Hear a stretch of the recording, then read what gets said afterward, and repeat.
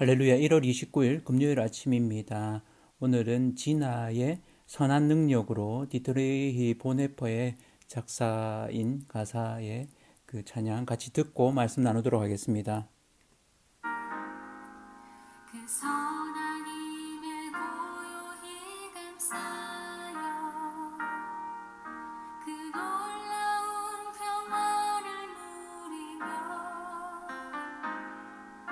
나 그대들과 함께 걸어가네. 나 그대들과 하늘을 여네. 지나간 어물 어둠의 날들이 무겁게 내 영혼 짓눌러도 오 주여 우릴 외면치 마시고 약속의 구원을 이루소서. 그 선한 힘이 우릴 감싸시니 믿음으로 일어나길 기대하네. 주 언제나 우리와 함께 계셔 하루 또 하루가 늘 새로워. 주께서 밝히신 작은 촛불이 어둠을 헤치고 타오르네. 그 빛에 우리 모두 하나 되어 온 우리에 비추게 하소서. 그 선한 힘이 우릴 감싸시니 믿음으로 일어나길 기대하네. 주 언제나 우리와 함께 계셔 하루 또 하루가 늘 새로워.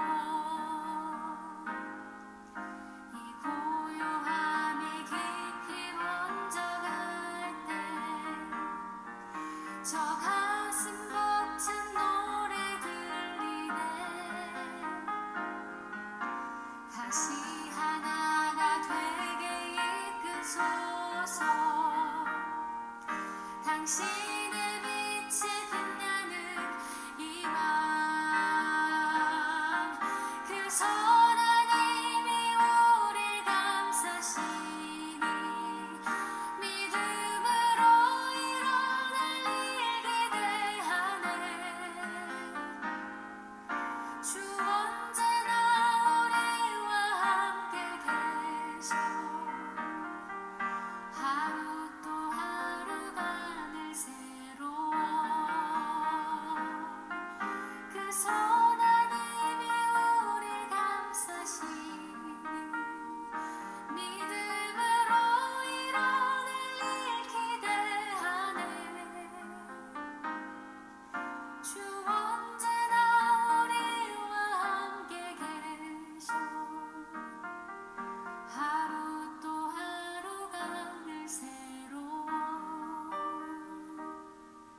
하루 또 하루가 늘 새로워.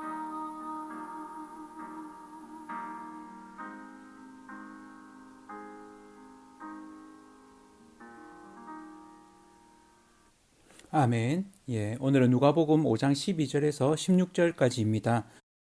제가 표준세 번역으로 한번 읽어드리도록 하겠습니다. 예수께서 어떤 동네에 계실 때에 온몸에 나병이 든 사람이 찾아왔다. 그는 예수를 보고서 얼굴을 땅에 대고 엎드려 간청하였다. 주님, 하고자 하시면 나를 깨끗하게 해주실 수 있습니다. 예수께서 손을 내밀어서 그에게 대시고 그렇게 해주마, 깨끗하게 되어라 하고 말씀하시니 곧 나병이 그에게서 떠나갔다. 예수께서 그 사람에게 아무에게도 말하지 말라고 명하시고 이렇게 말씀하셨다. 가서 제사장에게 내 몸을 보이고 내가 깨끗하게 된 것에 대하여 모세가 명한 대로 예물을 드려서 사람들에게 증거로 삼아라. 그러나 예수의 소문이 더욱더 퍼지니 큰 무리가 그의 말씀도 듣고 또 자기들의 병도 고치고자 하여 모여들었다. 그러나 예수께서는 외딴 데로 물러가서 기도하셨다. 아멘.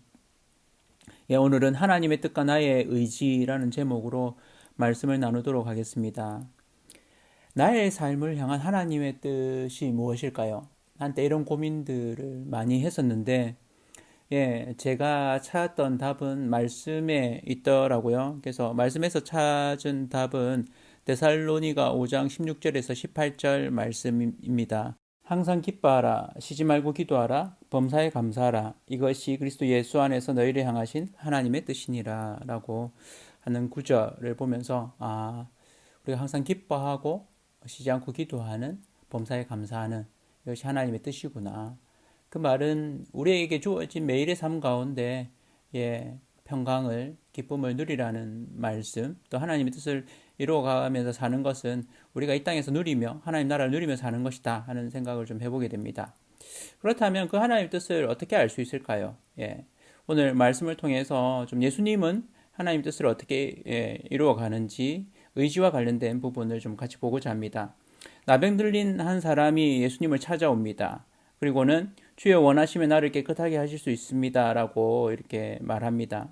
도움을 청하는 것이기도 하고 낫게 해달라고 하는 간구이죠. 그러나 그 간구 속에서는 주여 원하시면이라는 말이 이렇게 좀 강조되어 있습니다. 예수님이 이에 대해서 내가 원하노니 라고 대답하십니다. 그리고는 깨끗함을 받으라. 그러니까 나병이 곧 떠나가게 됩니다.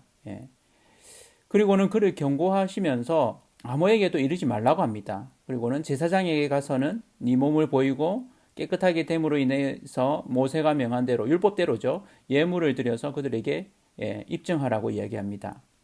알리지 말라고 이야기하죠. 그러면서도 율법의 계명대로는 지키라고 이야기합니다. 이 부분을 보면서 예수님의 의지가 좀 드러납니다. 내가 원하노니, 그러니까 분명하게 예수님이 원한다라고 예수님의 의지를 드러냅니다. 그 예수님의 의지는 이 사람을 고쳐주고자 하는 하나님의 뜻입니다.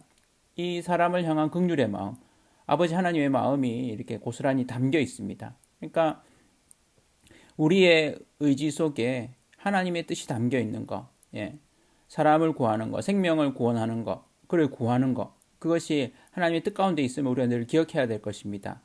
이로 인해서 소문이 더욱 퍼지게 됩니다. 수많은 무리가 말씀을 듣고 또 자기 병도 고침을 받고자 하여서 모여듭니다. 그런데 이럴 때 예수님이 그들을 다 맞아들여서 그들을 고쳐주시는 것이 아니라 물러가십니다. 그리고 한적한 곳에서 기도하십니다. 하나님의 뜻을 구하시는 거죠. 이 순간에 예수님의 마음이 어떠하셨을까를 좀 생각해 보게 되면 이들을 맞아서 고칠 수 있습니다. 그렇게 했을 때 예수님의 영향력도 커지고 우리들 이야기로는 인기가 이렇게 높아질 수 있는 부분이 되어집니다. 그러나 예수님은 그 순간에 오히려 물러나십니다. 이 물러가심, 저는 그것이 하나님의 뜻에 있다고 좀 생각을 하게 됩니다. 물러날 줄 아는 용기, 결단, 작은 실천인 것이죠. 이 작은 실천을 하게 된 그 중심은 무엇일까 하는 생각을 해보게 됩니다. 무언가 나의 영향력이 커졌을 때 그 속에서 일어나는 마음, 하나님의 뜻, 이들을 구원하고자 하는 하나님의 뜻보다 내가 더 부각되어지는 이런 순간이지 않았을까 하는 생각을 해보게 됩니다. 그래서 오히려 물러나시는, 그리고 아직은 예수님이 온전히 부각되기보다는 지금은 사실은 좀 부각되지 않고 숨어서 사역해야 되는 어떤 순간, 사역의 초기이기 때문에 그래서 더 조심하시는, 하나님의 뜻을 이루어 가시는 그런 부분들을 좀 생각해 보게 됩니다. 우리의 삶에서 우리가 인기를 얻게 되고 영향력을 발휘하게 될 때 우리도 모르는 사이에 교만해질 수 있습니다. 우리가 드러나는 것에 집중이 될 수 있습니다. 그럴 때 물러날 줄 아는 결단, 또 하나님의 뜻을 구하는 기도의 순간. 그래서 우리가 하나님의 뜻을 알 수 있는 방법, 그것은 다른 데 있는 것이 아니라 하나님과 조용한 기도의 시간을 가질 때입니다. 그때에서야 우리 속에 불쑥불쑥 일어날 수 있는 인간적인 욕망, 또 욕심, 인기, 이런 부분들이 아니라 하나님의 뜻이 더 온전히 드러나고 하나님의 뜻이 성취되는 것에 우리가 복종할 수 있고, 또 우리 스스로도 우리의 의지가 하나님의 뜻이 되어질 수 있습니다. 매일매일 하나님 앞에 서서 기도하심으로 하나님의 뜻을 이루어갈 뿐만 아니라 또한 우리 자신만을 아니라 또 이 땅을 두고 이 지역을 두고 또 코로나19를 두고 중보의 기도를 함으로써 하나님의 뜻을 이루어가는데 우리가 기이한 통로, 도구 되어지기를 원합니다. 그렇게 오늘도 기도의 자리에서 하나님의 뜻을 이루어가는 그런 기도의 삶을 사시기를 축복합니다.